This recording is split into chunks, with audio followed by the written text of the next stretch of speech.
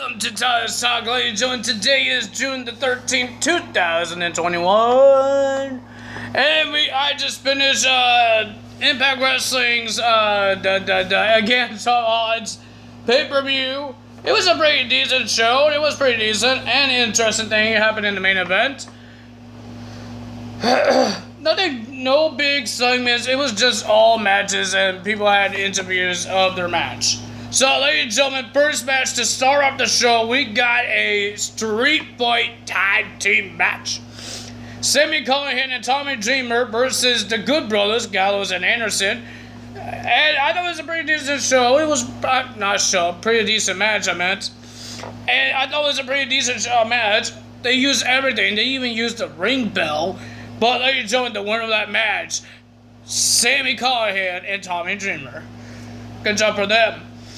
Then we had Joe Doering with the Violent by Design versus Kojima in a match. I didn't really care for this match because I don't know who this Kojima guy is.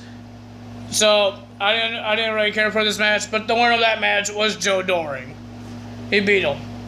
Then we had a fatal five-way match to determine the number contender to the X Division Championship.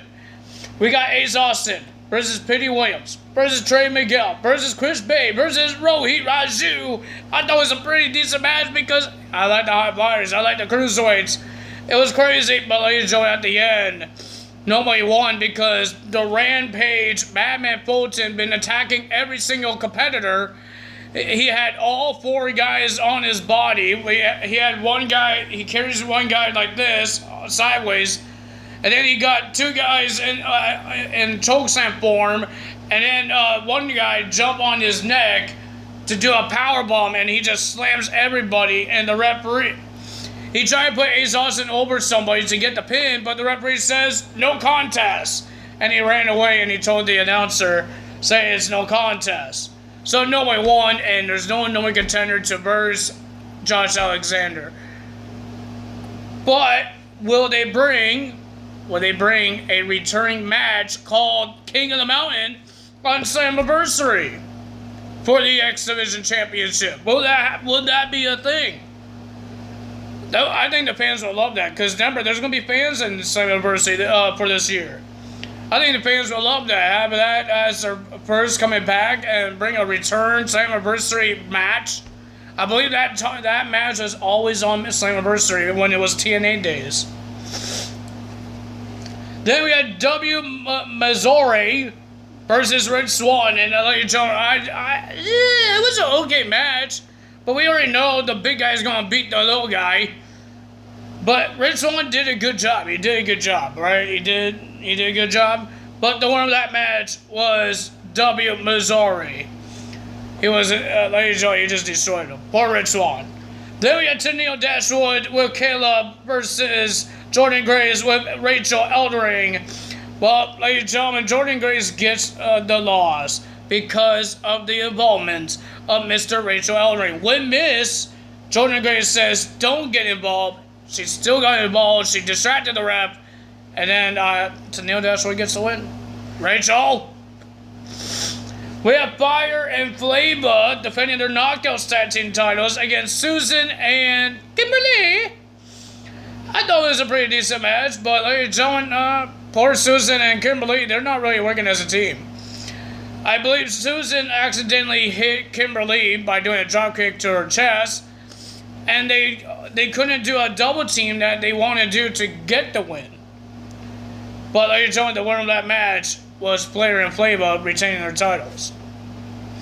Then we have Violent by Design, the Freebird rule for the tag team titles. We have Deaner and Rhino versus Decay for the Impact World Tag Team Championships.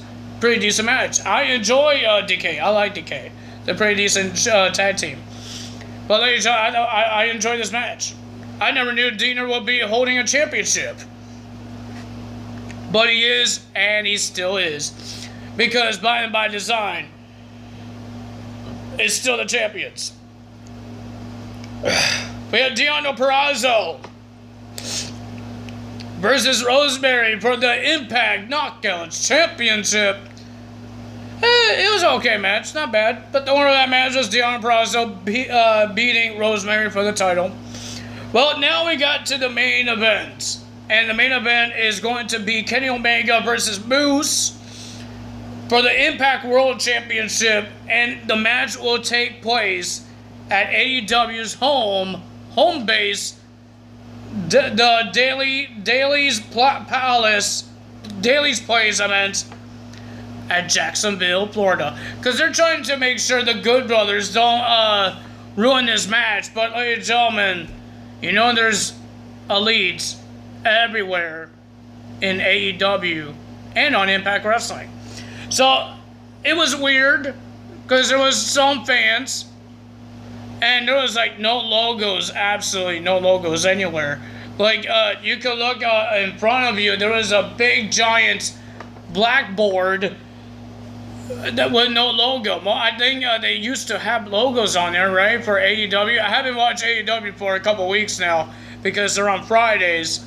I do SmackDowns on Saturdays, so I don't watch AEW that much until the hockey when they could go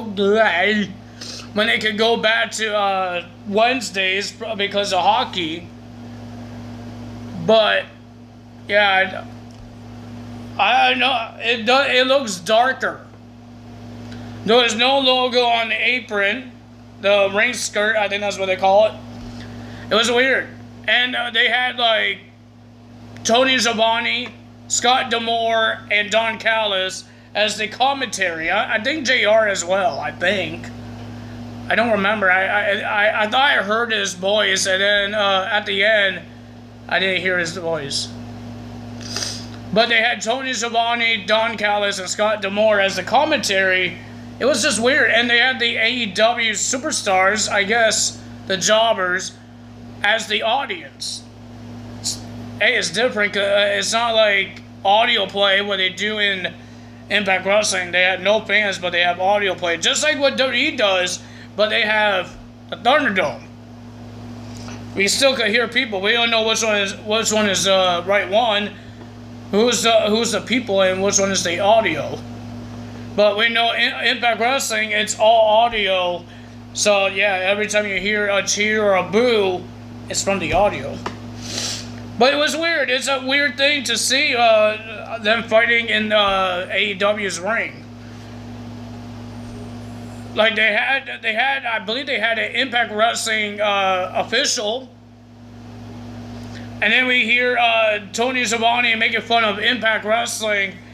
I believe Josh Matthews, during one of the matches that's not on the main event, he says, nobody likes a three-man booth. I thought they were making fun of WWE, but I think they're making fun of AEW. Because remember, they have a three-man booth. They have Excalibur, JR, and Tony Schiavone. Remember that. It's not just WWE. Well, it's not just... SmackDown doesn't have it. SmackDown is just Pat and Michael Cole. So, I know Raw has 3 people, and I know NXT has 3 people. I don't know about 205 Live and NXT UK. But I know Raw and NXT were the only ones that has 3 people. I don't know. But I thought it was a pretty decent match. Back to the match, I guess. I thought it was a pretty decent match. Not bad, but ladies and gentlemen, Mr. Coward, Kenny Omega, I'm not really meaning in real life. Don't go tweet him and say, oh, Tyler's going to call you a coward. His character is being a coward. Because, ladies and gentlemen, Moose accidentally hit a spear on Brian Hebner, the referee, and then here comes the Young Bucks. The Young Bucks came back to Impact Wrestling for a bit. They super kicked Mr. Moose, and then they did the BTE trigger, and then they helped Kenny to lift up Moose to do the one wing angel, and then 1, 2, 3, Kenny wins the match, and still your world champion. So that means Kenny versus Sami Callihan, but the lights went out. We saw the logo of Mr. Sami Callihan on the Titantron. The lights pop back on. Sami Callihan is in the ring. he attacked the Young Bucks. Don Callis was upset, so he just stood up from the commentary table, and he's keep on telling him, think about it, I'm your boss. And then he was about to do the same thing that he did, I believe, like 2018, what he did to Eddie Edwards when he almost broke his eye socket in his face by a baseball bat and a chair. Don Callis says, no, you're not going to do that because he's fired. Sami Callihan just got fired from Impact Wrestling by Don Callis. Oh. A lot of things could happen here. Scott D'Amore Scott came out of the commentary as well, and he got mad at what Don said, firing him, and then they start bickering and fighting while they were walking into the tunnel.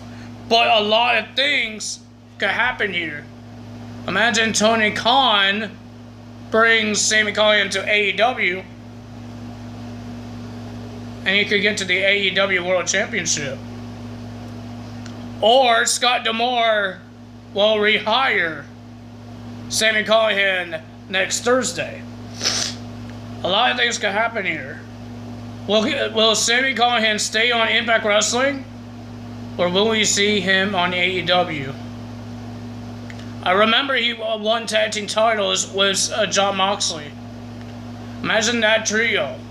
Sammy, Eddie Kingston, and Jon Moxley versus the Elite. Imagine that. That would be a hell of a show. A hell of a match.